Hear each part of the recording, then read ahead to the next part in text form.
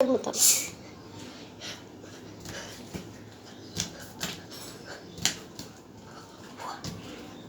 One, two, three, four, five, six, একটু দূরে যে, সেভেন, হ্যাঁ, এইট, এইট, নাইন, হ্যাঁ, 10। দুই পা, হ্যাঁ হ্যাঁ। এখন আর একটা এক্সারসাইজ আছে, ওটা করো। হ্যাঁ, ভেরি গুড। হাতে ব্যথা পেও না। হুম।